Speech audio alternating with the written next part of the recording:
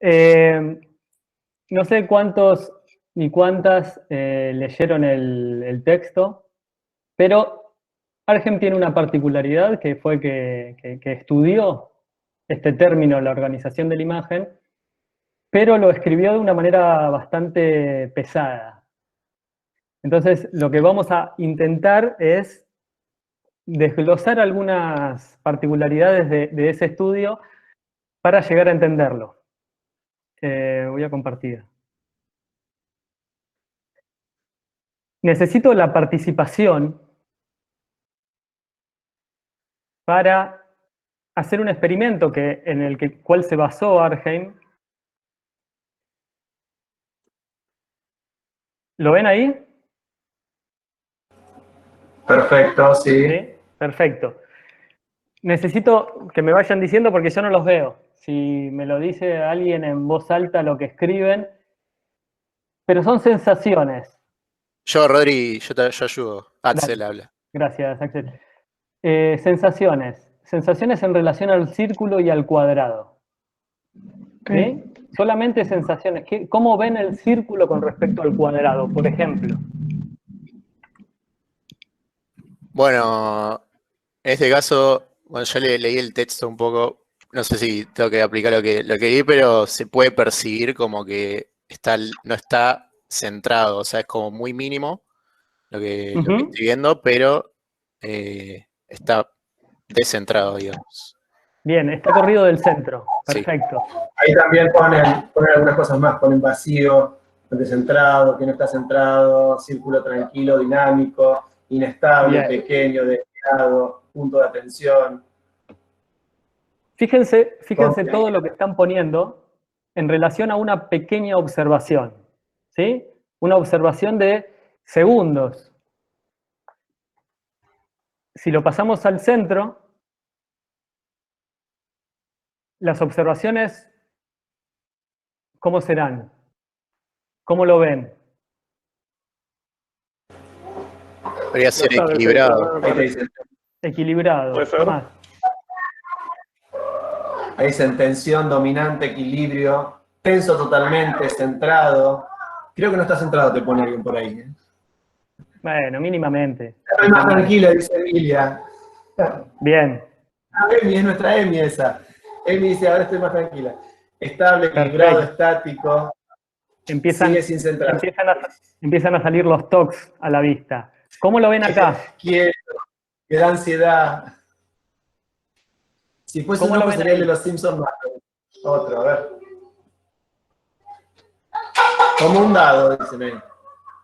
Cayendo, inestable, quiere huir, al límite, se cae, sin aire, se me cae de la mesa, incompleto, escapando, tomando impulso. Bien. No está contenido. Ahí. Solitario, lejos. Me va a chupar el hoyo negro. Ricardo, por favor, estamos leyendo todos. Intranquilidad, lleno de helio, a punto de caer, se quiere ir a ese punto. Inestable, error. Bueno, podríamos seguir así un montón, pero ¿a qué queremos llegar con esto? A tratar de entender por qué Argem empieza el texto con este experimento.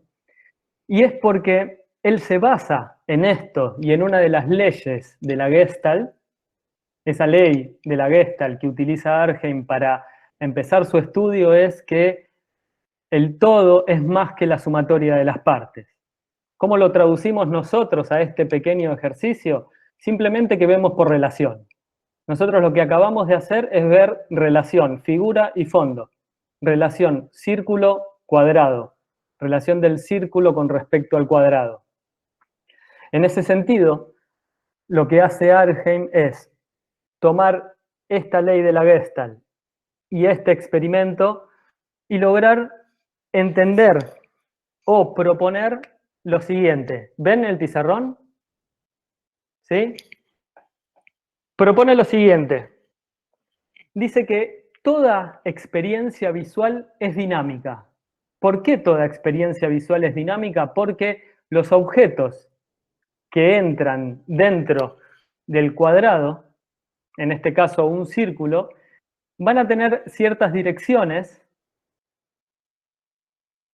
y ciertas magnitudes. Van a tener magnitud y sentido. Esa magnitud y sentido trata de entender la Argheim y produce un concepto, una idea. Y es que a este cuadrado lo cruza una estructura cruciforme, una línea vertical y una línea horizontal. Y además, dos líneas diagonales que conforman lo que él llama el esqueleto oculto, o la estructura invisible, como le quieran llamar, del cuadrado. A partir de esta estructura, o de este esqueleto oculto, lo que dice Argheim es que hay un sector, que es el centro, que es el más potente, es el lugar principal de atracción. Y hay otros centros que son lugares secundarios de atracción. Entonces dice que si nosotros ponemos los elementos, en este caso solamente el círculo, sobre estas líneas que componen esa estructura invisible, si los colocamos sobre las líneas, van a tener una dirección y van a estar cómodos en el cuadrado. Mientras que si los sacamos de estas líneas, si los ponemos sobre los vacíos, por ejemplo acá o por ejemplo acá, esos círculos van a estar pidiendo centro o ir sobre alguna de esas líneas que estructuran.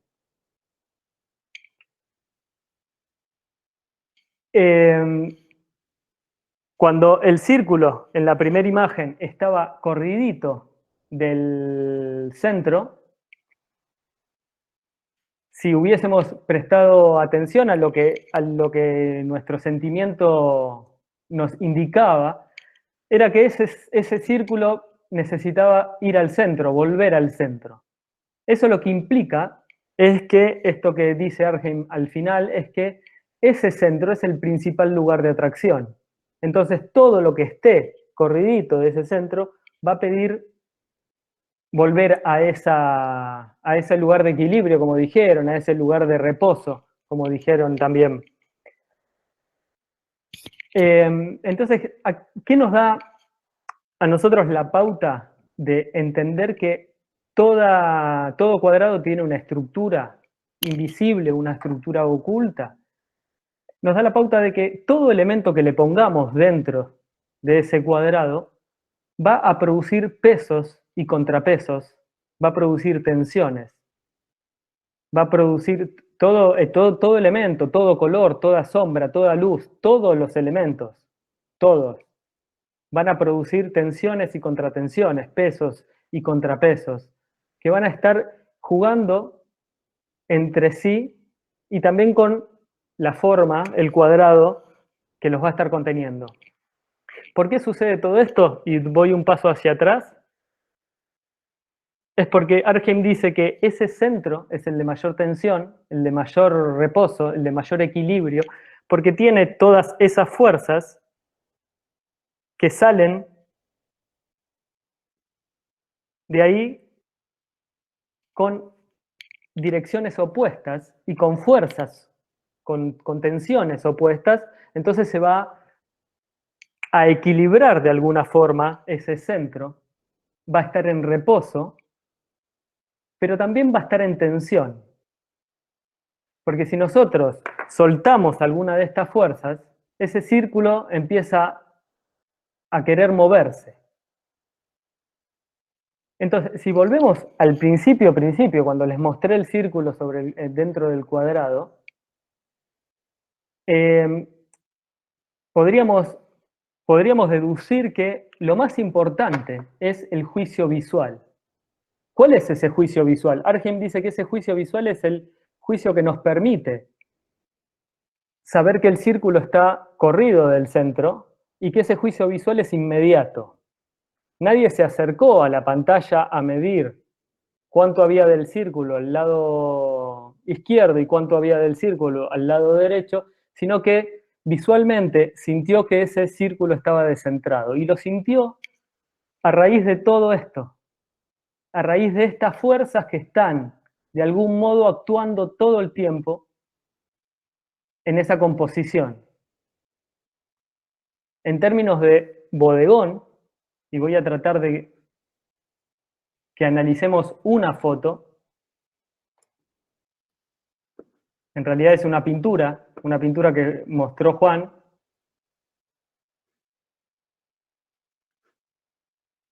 ¿La ven? ¿Sí? Sí, Rodri, perfecto. Buenísimo. Una pintura que mostró Juan, pero me parece que es de las muchas, pero a mí me gusta mucho esta pintura en general y en particular, que tiene un montón de datos para que nosotros podamos analizar. Juan hablaba de esa lectura triangular que tiene la imagen, ¿no? Pareciera que todo va hacia esos lugares, ¿no? Hacia esa perspectiva. Todo cae hasta acá abajo. Todo cae hasta allá abajo porque las líneas lo marcan, pero también porque utiliza, fíjense, elementos circulares de diferentes tamaños que generan también esa lectura en este sentido. Utiliza otros elementos. Fíjense que esta lectura en este sentido pareciera que todas las diagonales vienen para acá, pero utiliza pequeños elementos como este de acá, este de acá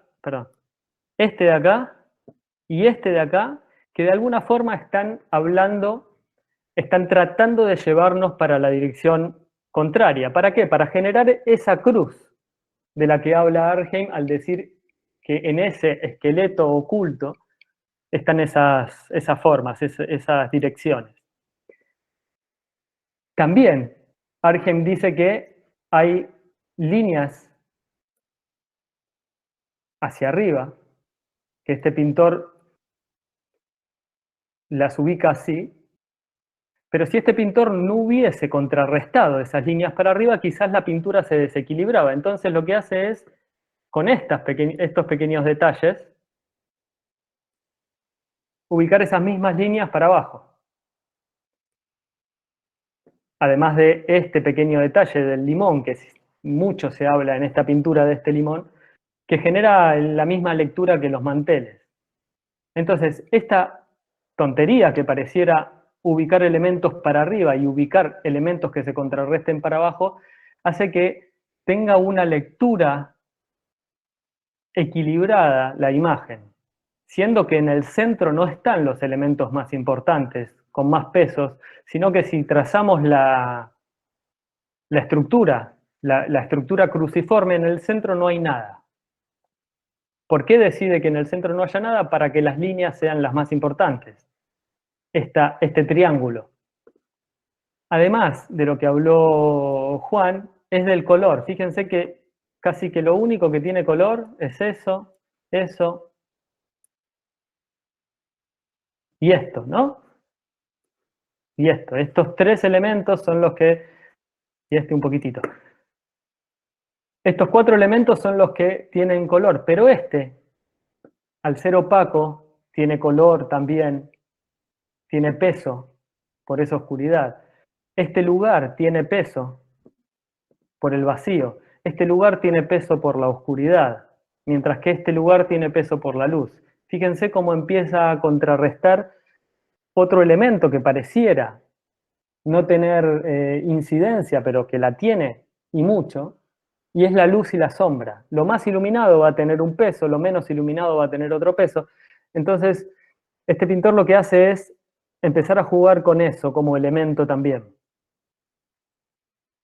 Bueno, y nos podríamos quedar un montón analizando esa pintura solamente, pero lo interesante es que pensemos cada uno de los bodegones que hagamos en relación a esta estructura oculta, pero no teniendo esta estructura oculta en la cabeza, no dibujando esto como una grilla, sino que tratando de sentir lo que se ve, tratando de ver y sentir si esa imagen y esa escena está desequilibrada para un punto, tratar de ver por dónde entra el ojo. Algo que dice Argem, y lo van a anotar en el texto, es que el juicio visual también está muy ligado al recorrido visual que se plantea. Y ese recorrido visual va a estar indefectiblemente dado por los pesos y contrapesos que tengan los elementos. Juan decía que entramos por el color. Sí, claramente vamos a entrar por lo que más nos llama la atención. ¿Sí? Entonces, estar atentos y atentas a ese juicio visual. Con este término quiero terminar, juicio visual, que es muy diferente al juicio racional. Si nos ponemos a racionalizar todo el tiempo todo, estamos en un problema porque quizás se empiezan a volver estructuras inestables solamente porque es racional. ¿Sí? Lo racional lo tenemos que utilizar para el estudio y después el juicio visual lo tenemos que utilizar para la organización. Ese juicio visual nos va a dar una escena, nos alejamos de la escena, bueno, la vamos a tener que reacomodar porque ese juicio visual en definitiva es el que manda.